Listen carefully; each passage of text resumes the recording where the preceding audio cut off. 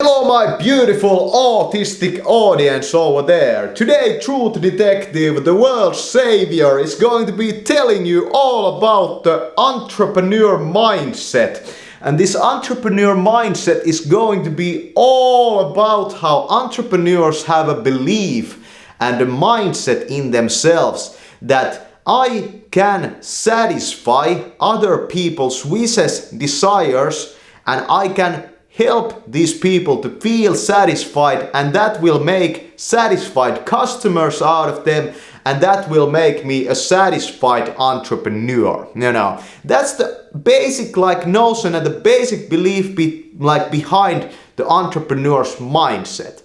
And to become like that, you kind of need a certain kind of upbringing. Your parents had to be a certain way, They had to be a kind of way that you could believe that you could satisfy them. I had parents that I really didn't believe that they could be satisfied in any way. If you had very depressed parents, maybe you won't become an entrepreneur because your kind of programming is that human beings can't really be made satisfied, And for example, when you think about the Buddhist monk, that's the whole notion behind Buddhism, Human beings cannot be satisfied. So we shouldn't become entrepreneurs, That's the basic notion. Or think about the drug addict.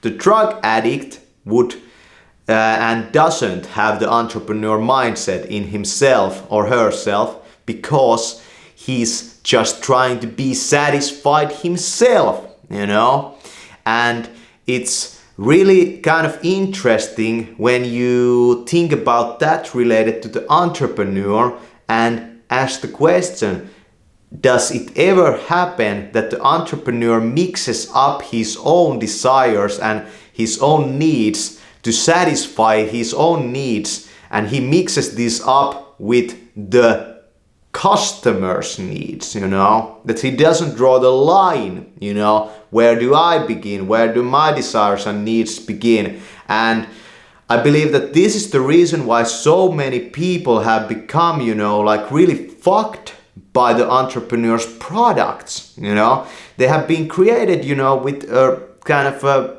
not a clear mindset, Where does my, need to even be alive begin? And that won't create a happy customer, I believe at least. So, for example, I'm not an entrepreneur, but I'm a YouTuber, so I have to really draw the line like this is my life and this is your life, You could take something from my life to your life, but there's still this line like my life, your life, And then when you think about it, for example, the mafia in the past, how did they kind of think about satisfying customers, Well, they made a lot of people drug addicts, through the drug trade. They were kind of entrepreneurial in that sense. But when the mafia wasn't satisfied with somebody, they killed, they murdered, they broke the law big time. And it was freaking, brutal what they did.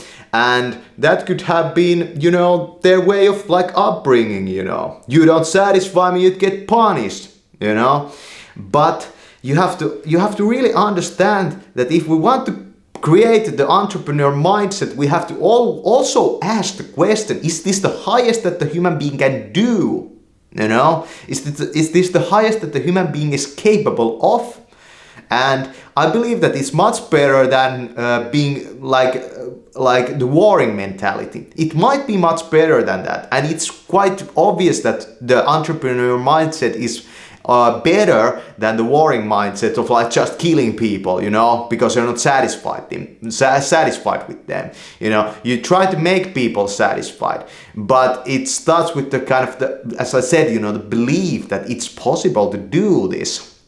And I would say that very few people probably have gone from the monk's mindset to the entrepreneur's mindset to the mafia's mindset, you know. These are all different mindsets, you know. Maybe you could learn something from each of these, but I would say that the entrepreneur starts from this point, and that's why the entrepreneur is kind of deemed pretty good by the society. But you have to also understand that in a human being there's always dark kind of stuff lurking behind the surface, so to say. And we see this stuff, you know, surface in our society everywhere, you know. People get sick by your stupid products, and people get really hurt by your stupid products and your kind of irresponsibility in selling them this stuff, you know. But nobody protects the customers, you know. Like there's no customer protection in most, you know, like think about sports equipment, kind of, you know, all kinds of, you know, those downhill skiing. Like I wouldn't ever get into that kind of business, you know, even though you might make a lot of, I would never like endorse anybody to do that kind of stuff.